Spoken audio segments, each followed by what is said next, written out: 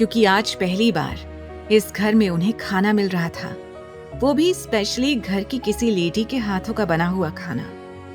वो लोग जाकर नाश्ते की टेबल पर बैठ गए। ध्रुव ने एक्साइटेड होकर पूछा, भाभी बहुत अच्छी खुशबू आ रही है, क्या बनाया है आपने? आस्था चहक कर बोली, ध्रुव जी, हमने आलू के पराठे, सब्जी और पूरी बनाई है। हमें पूरी उम्मीद है कि आप सभी को ये खाना जरूर पसंद आएगा। आप जानते हैं, जब हम गांव में थे तब ये हमारा फेवरेट खाना हुआ करता था और हम बैठते ही फटाफट से सारा खाना चट कर जाया करते थे। आस्था मुस्कुराकर एक ही सांस में अपनी पूरी बात कही जा रही थी और बाकी सब एक दूसरे को देखकर मुस्कुरा रहे थे। तभी दादाजी ने पूछा, अरे आकाश, ये अरमान कहाँ रह गया? जरा उसे बुलाकर लाओ, वो भी हमारे साथ नाश्ता कर लेगा।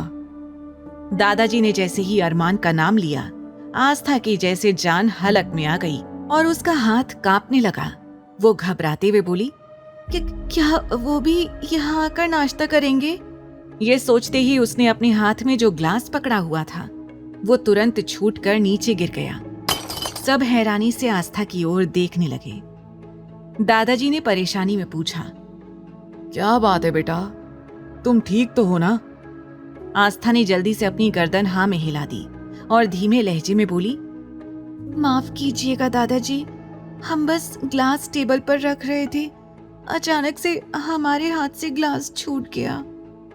आहान ने हंसते हुए कहा, भाभी आप इतना घबरा क्यों रही हैं? जैसे मानो आपने किसी का मर्डर कर दिया हो। अरे ग्लास ही तो गिरा है, इसमें इतना घबराने वाली बात कौन सी है? ध्रुव मासूमियत से बोला, भाभी मुझसे अब इंतजार नहीं हो रहा है, प्लीज आप मुझे सर्व कर दीजिए। खाने की स्मेल के बाद मेरी हिम्मत ही नहीं हो रही है कि मैं और इंतजार करूं। आस्था मुस्कुराते हुए उसे खाना सर्व करने के लिए आगे बढ़ ही रही थी, लेकिन दादाजी उसे वार्निंग देते हुए बोले, खबरदार, अगर किसी ने कुछ खाया तो। मैंने कहा ना, पहले अरमान यहाँ आएगा, उसके बाद ही हम सब खाएंगे। दादाजी की बात सुनकर सब मुंह बनाकर आकाश की ओर देखने लगे, क्योंकि दादाजी ने आकाश को ही अरमान को बुलाने के लिए कहा था, लेकिन आकाश की हिम्मत नहीं हो रही थी कि वो अरमान को जाकर बुला सके। तभी दादाजी ने आस्था की ओर देखते हुए कहा, आस्था बेटा, ये आकाश तो मेरी बात सुन ही नहीं रहा है। एक काम करो, तुम ही जाकर अरमान को बुला लाओ। जैसे ही दादाजी ने ये कहा, आस्था बुरी तरह से डर गई, क्योंकि वो अभी अरमान को बिल्कुल भी फेस नहीं करना चाहती थी। वो झल्लाते हुए बड़बड़ाई, कान्हा जी, आप मुझे बार बार क्यों फंसा रहे हो? हाँ, हम मानते हैं कि हम अपने कहे हुए वादे को अब तक पूरा नहीं कर पाए हैं, तो इसका मतलब ये थोड़ी है कि आप अपनी प्यारी आस्था के साथ ऐसा करोगे। आस्था ऊपर की ओर देखकर ही खुद से बातें कर रही थी, वो अपनी जगह से हिली भी नहीं। दादाजी आस्था को टोकते हुए बोले, बेटा अगर तुम्हें कोई परेशानी है तो मैं ही चला जाता हूँ। आस्था जैसे होश में आई और वो जल्दी से बोली, नहीं नहीं दादाजी, ये आप कैसी बातें कर रहे हैं? आपकी तबीयत वैसे ही ठीक नहीं है, मैं अभी उन्हें बुलाकर लाती हूँ, तब तक आप लोग शुरू कीजिए ना प्लीज। दादाजी ने कड़े लहजे में कहा, हमने कह दिया ना, अरमान के बिना हम शुरू नहीं करेंगे। और वैसे भी तुम्हारी पहली रसोई की रस्म में भी हमने अरमान के बिना ही खा लिया था।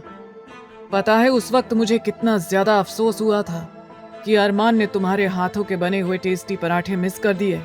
लेकिन अब मैं ये चाहता हूँ कि आज अरमान भी हमारे साथ आकर यहाँ बैठे और हमारे साथ नाश्ता करे।